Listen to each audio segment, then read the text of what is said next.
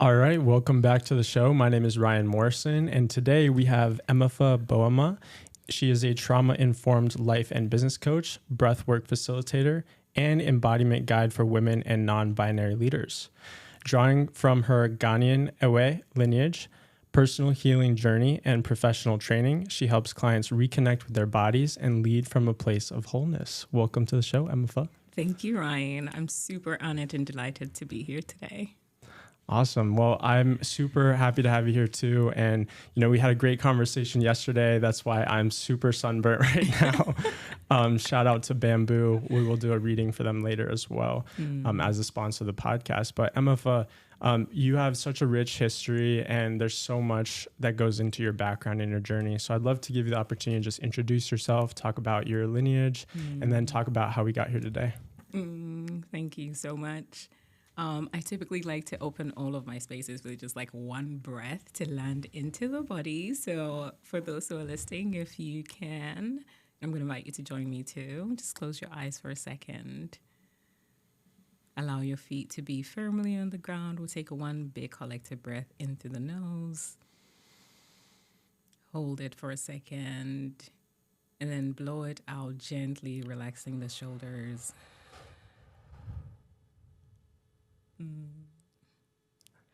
There we go. Yes. So as you said, my name is Emefa Boamah. I come from the Ewe tribe of Ghana, West Africa. And I always say that that's an important part of introducing who I am, because if it wasn't for the women that came before me, I wouldn't be here. I also come from a lineage of medicine women. So if Ghana hadn't been colonized, I would literally be in the village, tending to people, taking care of the shrine or the oracle. And I think that bleeds into or blends very beautifully into what I do in the world now. I have been in the States. This is also important to share. It's wild to me, 13 years. And I've been doing what I've been doing for about 3 years. So prior to that, I had a previous life where I worked in the hospitality industry. So I'll paint a picture based on the conversation we had yesterday. So I moved from Ghana to Baltimore, lived in Baltimore for a few years, worked in a hotel, moved to Texas to work with the Ritz-Carlton. I was in the event space for a very long time. I went by Jocelyn then. We'll get to the story. And then I worked for a boutique leadership academy called Stegan for about 4 years. And then 2020, when the world changed, mine changed in a very impactful way. So in November 2020, I got COVID, and it was really bad. I was out of work for 6 months. And if you've heard this story before, you're welcome for hearing it again. It's a pretty wild story, really right? So is. You had a near-death experience. I did. So it's the week before Christmas. And prior to this, I say that I had a certain arrogance about my life, about my health, because I was actually training to go to fight amateur boxing. I was working out, I was eating well, I was not drinking. So I was like, okay, I'm sick. 2 weeks, I'll be fine. 3rd week, 4th week, 5th, 6th. And then my boss, it's like, I think we may need to put you on short-term disability. So I said, okay. So I went to the clinic to get tested so I can get an approval for that. And I had to do a simple fitness test. And I can remember the feeling in my body right now, 4 years after the fact. But I remember I had to do like this step up thing, and I did like 2 or 3 of them. My blood oxygen level dropped really low, and I ended up passing out very briefly. So they called an ambulance, took me to the hospital. And I remember asking my doctor, the person that was taking care of, I was like, can I drive to the emergency room? And she's like, no, sweetie, you cannot drive. That tells you how ambitious I was then, instead of just like accepting the help. So I go to the clinic. They keep me there for 3 or 4 days. And on one of the days, 50 Shades of Grey was playing on the screen to my right. I can see it. And I had written down all of like my passwords and everything to give to my sister, because there was some part of me that was just, I had given up because we had done everything and they still couldn't figure out what was happening with me. So I remember writing everything, putting it on my phone. And it was like I fell asleep and I opened my eyes and I'm on this field, which is wild because I don't really like football. My friends tell me it's because I was in Texas and they worship the Cowboys, so that makes sense. But I'm on this field and I meet this entity. And I said to the entity, I said, I feel like you're about to take me out of the game of life. If it's time for me to go, I'll go. I'm not going to fight you. I'll probably come back in a different way. I'll probably be a cat to a very rich lady, but that's beside the point. But I said that, and the entity said to me, it was like, okay, well, your purpose is to serve women. And I've always known that I was going to support women based on a little bit of like a lot of what's happened in my life. And I'll get to that in a second. So I was like, okay, cool. No, I don't need to know the entire play. I will leave. So I turned around to leave, and the entity was like, oh, there's one more thing. We want you to reclaim your name, Emefa. So before then, I'd mentioned that I went by Jocelyn, which when people meet me now, they're like, I don't think you're a Jocelyn.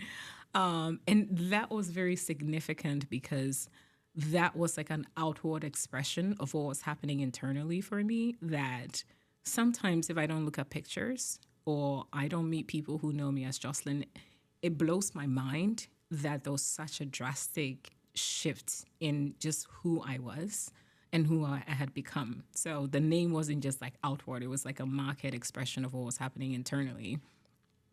I should have asked questions, but I was like, okay, cool. MFI is easy. So I came out of that, and the next 3 months were probably some of the most difficult parts of my life because I went through everything Western to figure out what was happening with me with my health, and they really couldn't tell me what was wrong. So like I went broke trying, which is about the medical system, but that is how I got to do what I was doing. So I left that. Took 3 months off of work, had to go to physical therapy, went back to work. And then through the return to work, I just realized that there was no way I could keep doing what I was doing and still do what I was being called to step into. So I gave 3 months to my previous job, went to Ghana, saw my ancestors, asked them whether this is the path that they really want me to take. And there was a resounding yes. So I came back to America, took out my 401k. I don't know if I'll do that again. But yeah. You sold your BMW too, right? I did sell. Oh, I loved that BMW. I think it was one of the hybrid ones that had just come out. But yeah, I sold my BMW, sold some of my things from my apartment, and just left and went home without a job to come back to. Came back and then just launched the first part of my website. And that was in 2021. Okay. Yes. And then fast forward a year later, exactly in August 2022. And I don't think I've shared this before, but I had my first bout of clients that worked, and I was like refining my process, all of that. And then in 2022, August, everything that could go wrong, Ryan, went wrong. Like I was this close to being homeless. And I was telling you yesterday that I still have the eviction notices because it's wild for me to think that I was at that point. And on the outside, everything looked great. Like I had testimonials, I was seeing people, but it wasn't converting to revenue. And I talked to one of my mentors who's like my truth teller. And I said to him, like, I feel like I'm going to fold the business because I might as well just go back and work for someone. I'm broke. I don't have a place to stay. Can I stay in your house? But I was heading to a retreat that weekend. And she was like, no, just go to the retreat, see your best friend, and come back. When you come back and you still want to fold, we can help you fold the business. I'm glad that she reminded me of that because I went on the retreat, had an experience with my ancestors, came back, and I shared this, that there was a certain level of devotion that I came back with, because the chances of you figuring out or finding out what you're here to do for a lot of people is very slim. And I had a lived experience of what mine was.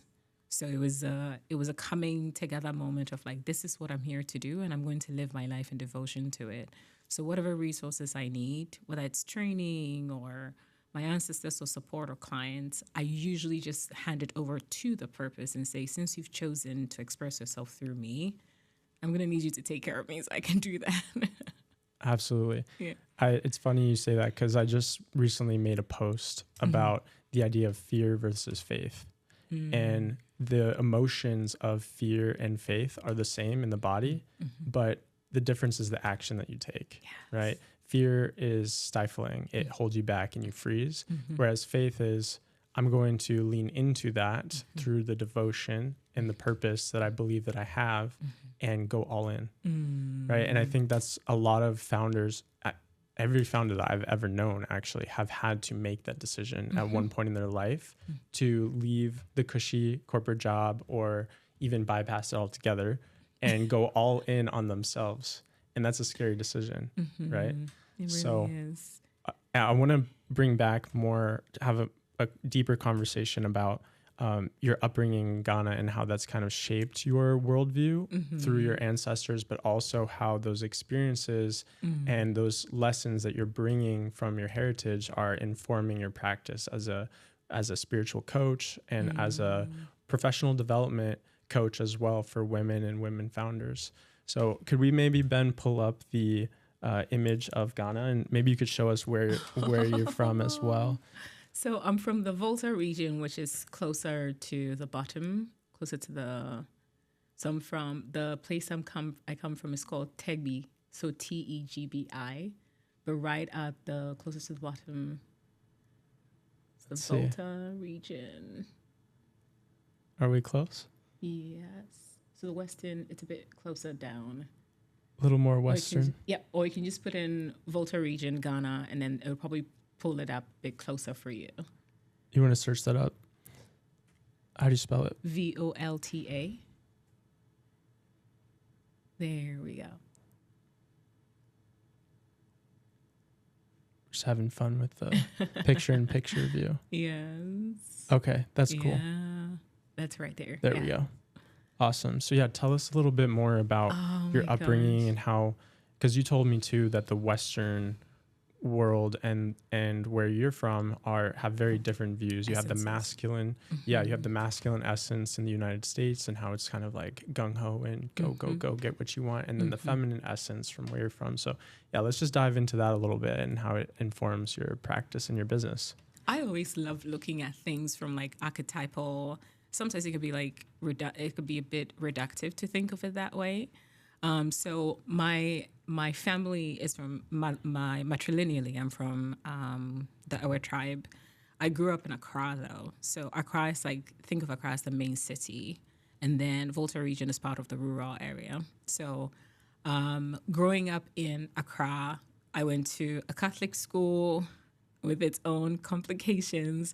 I went to a Methodist senior high school because that's very separate. And then my mom moved to the States when I was still a teenager. And it was like the responsibility was left on me to raise my sister and my brother, who's also older. So that moved me into adulthood earlier than I would have liked. And I promise it comes full circle to how I coach. So growing up, I was the kid in school that would always raise my hands to speak in the class or write on the board or read, or I was just that person. I also say that my mom, for the most part, sort of like trained me to be like a confident leadership person. It was just like, for me, it didn't compete. I was any other way. So growing up with that, and we grew up in a multi-generational household. So it was me, my mom, my grandmother, and my cousins. So for us, it was almost a matter of, when my grandmother's house was where people would come to, and I would watch her, how she just treated people who came in. There was always food in our house.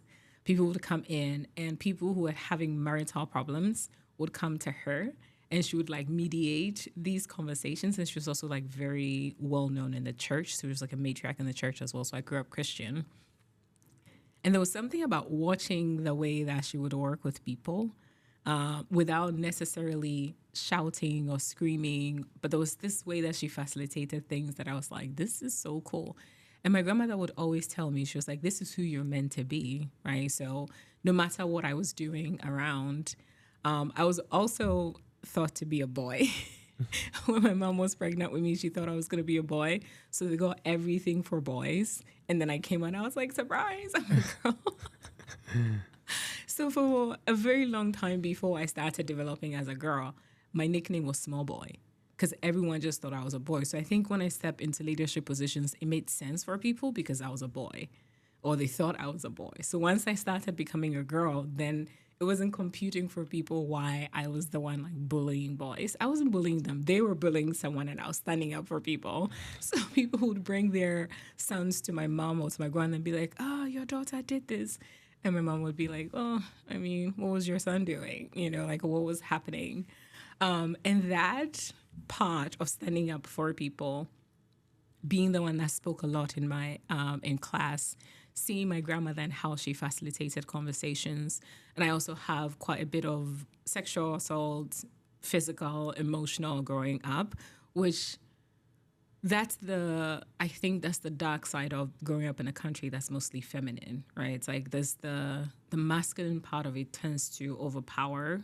And their only expression of power is like abuse, for want of a better expression, right? Because while it's mostly as an entity is feminine, the men we still have very patriarchal ways that men engage with women. So the level, and this is worldwide, but the number of people who experience sexual assault is very high, and that's the norm, not the exception. So I think combined with that and my experience of growing up with some part of poverty and then moving to America, when I moved to America, I was like, this is a land with a lot of opportunities. And I think most immigrants will identify with this because when you don't have something, you move. I come from a place where there were days I wasn't sure I would get food on the table and had to walk barefoot to fetch water. To come to a place where I have water in my faucet every day, I can go to a grocery store and buy what I need for $1. Right? To me, it was like an abundance of opportunity to do something with your life and be better. Before I had the near-death experience, I identified very much with the go nature of America because it got me what I wanted. It got me what I needed, right? Meritocracy, if you work hard, that was the thing. If you work hard, you go further in life. And that made a lot of sense to me. It also drew me very far away from my nature, which is moving slower, steadier, more rooted, and it was very speed-based. So I think once I experienced the near-death experience, I began to understand and make my way back to my roots. That's when I was able to look and be like, oh, okay, if I take a step back, America as a whole, we reward you for speed. We reward you for climbing very, very high, very fast. You're rewarded for hard work, right? And hard work according to the rules that have been written. Ghana moves very slow. We take our time to get to things. So we're missing that edge of like getting things done when we want. So when you have a little bit of edge, you're able to get further in life. I believe, and that's like my whole thing, is like life is a beautiful integration of both, right? It's a spectrum. On some days you need to be more go, go, go. On some days you need to relax. So having that archetype, it makes it, it gives me a framework when I'm working with my clients that come to me, especially the high achieving, fast moving ones who have built something that works for a version of them. And then something happens. Usually it's an illness, or they remember something about their childhood through therapy, or it's mostly these two things. There's very few of them that I've had near-death experience, but something happens that makes them remember a version of themselves that they've had to sacrifice to get where they are. So when they come to me, there's a recognition of, oh, while you have your experience, there's this theme of like, okay, you're coming from a place where you're tired and you're needing to rest, but we also don't want to abandon the doing part entirely. So how do we create the space for you to rest first and then integrate the wounded part of you that she left behind and the part that has got you here to get you where you want to go for the next evolution of your life and your business? Absolutely. I mean, it's really important, I feel like, to connect back to yourself. And we talked about how that's the value of a coach, is that they can be a mirror to parts of you that are closed off from your perception, right? So they help you unlock more. Yes. So let's talk a little bit about those methodologies you've used different tactics, breath work, psychedelics, things like that. So talk more into the methodologies and maybe some of the transformations that you've seen happen through testimonial with your clients. I actually sent out a testimonial this morning to my email list, and I think I have another one coming on Instagram, and I posted one this morning. So the three arms of I say that I'm like methodology agnostic. I have a bunch of tools, and I love learning. So I have a bunch of tools that I have in my toolbox that I share with people. Primarily, most of them are focused on embodiment, and I describe embodiment as existing through the 5 facets of your being. So your physical, energetic, while defining your physical is this body that we see. Energetic is the flow of your energy with other people through the chakra systems. Emotional is how you regulate your emotional body and your emotional intelligence. Mental is where the stories about who you are live and exist and how you move through the world. And spiritual is how do you connect to something that is bigger than you. It could be religion or not. It doesn't necessarily matter. It depends on the person. So those 5, how do you exist in those 5 things is what I call the embodied healership part of what I do.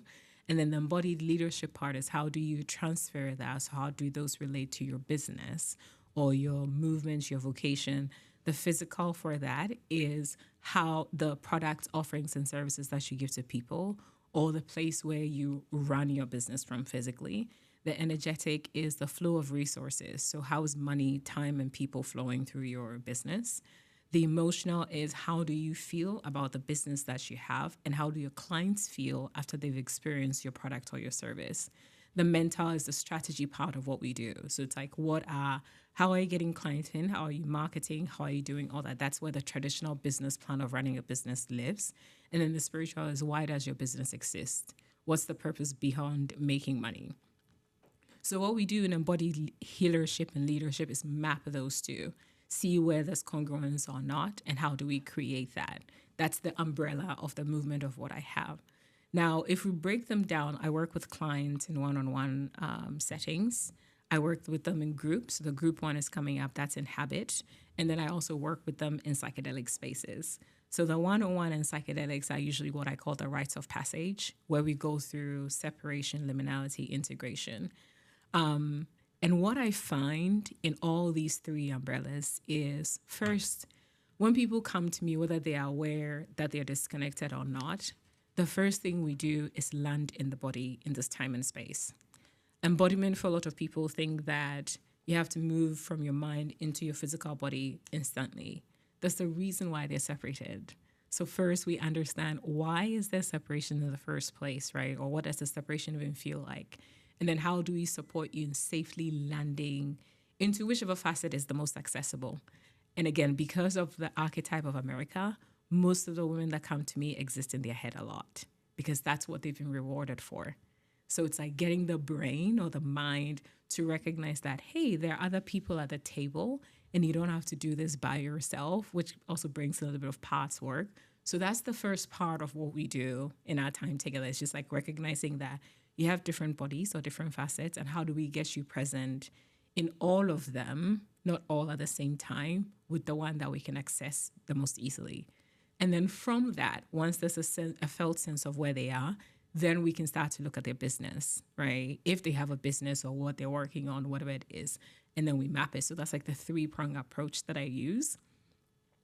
A lot of the words that my people use when they come to me, I was actually using ChatGPT for this, which, by the way, I love AI. People are like, wait, how do you love ancestors and how do you love AI? I'm like, they're probably speaking the same language in that they're timeless, right? But you just access or just discovering ways to work with them in this lifetime. But a lot of the things that women have said from working with me, or the big aha moments they have is, one, the fact that you're telling me that, the fact that I'm recognizing that I don't have to move directly from my mind into my body as if being forced or should, is permission given in itself. Because then they have the opportunity to look, where am I, right? How do I make peace with who I am? And then through the eyes of curiosity, how do I find the rest? Instead of what society says you have to do it because that's what you're expected to do. So when they hear the term nervous system regulation, there are some people that are actively triggered by it. And there's some people that I just break it down. All we're trying to do is make sure all your parts have a say in the decision that you make moving forward. And that alone, I see the way that it changes the way that they hold themselves and the way they go through the world. And then for the people that get the access talking through the 5 facets of being for the business, they always say they're like, traditional business planning has never worked for me because it's like I'm being forced to write something or do something. I know my product, I know my business, but something about fitting into that framework makes it really hard for them. So they find it very accessible, and then they can start to build out the arms of what they want, right? So those are like the 2 big things I've heard women say.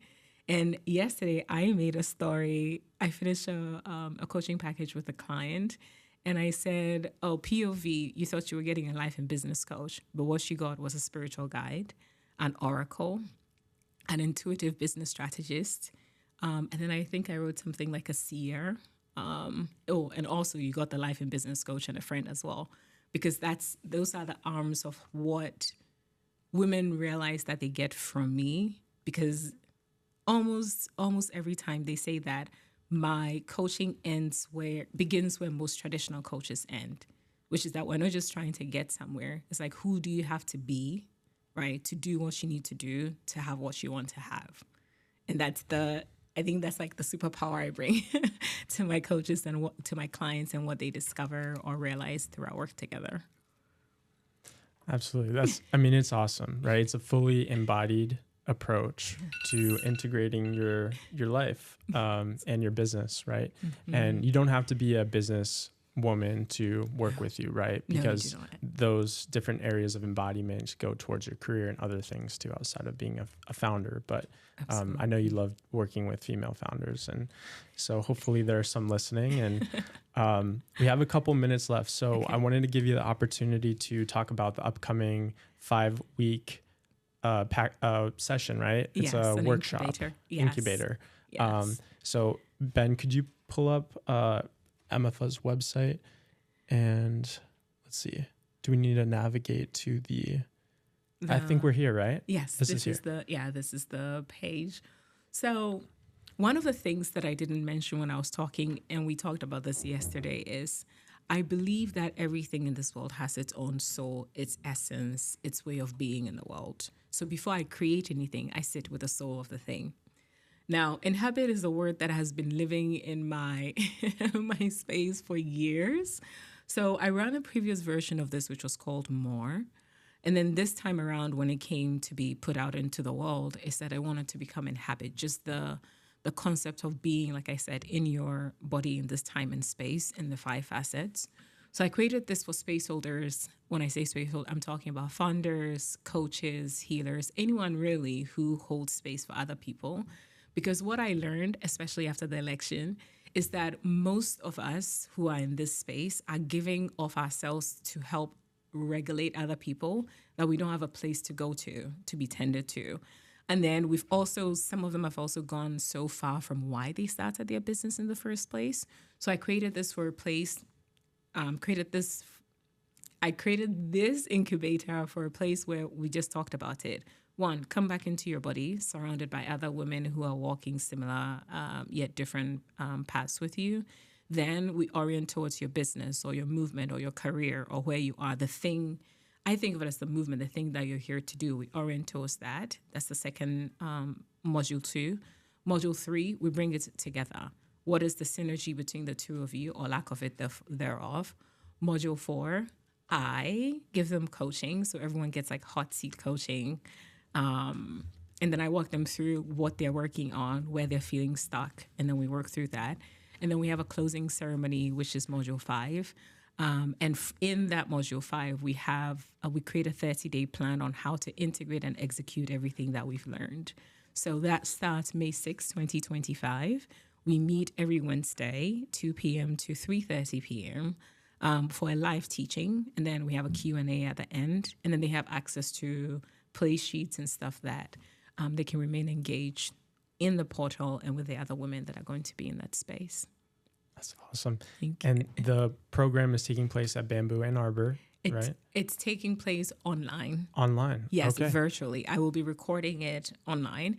Currently, I have, most of the people that I have are local to Michigan, to this area. And I have space. I have 4 more slots available. if I get everyone who's here, I would love to host them in person.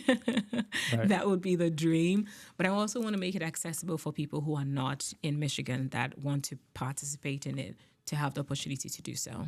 That's great. Yes. Okay, well, we'll put the link in the description for everybody to take a look and to get in touch with you. Yes, please. And so they can get in touch on your website, right? Yes. And then follow you on Instagram. Yes. Instagram, LinkedIn, and my website are the places where you can find me the most. But I love Instagram because it's it's more fun. Absolutely. But yes, you can find me at Instagram at I'm Emefa Boamah on Instagram. And then my website is emefaboamah.com. Okay, perfect. Yes, well, thank you so much. It's been awesome. And and we'll have you back again. There's so much we didn't get to talk about. So in the future, we'll talk about how you use AI and some of the Enneagram and astrology and things to orient your life and how you can unlock that for other people as well to orient their schedules and to be their best self showing up in the spaces they show up. So just a little teaser for the next time. I have you back again soon, Emefa. Thank you so much. I appreciate the opportunity to share my life's work about my life with you and your audience. And thank you to the audience for listening, for giving us 30 minutes of their time. And I look forward to coming back and continue the conversation. Awesome. Thanks so much. Thank you.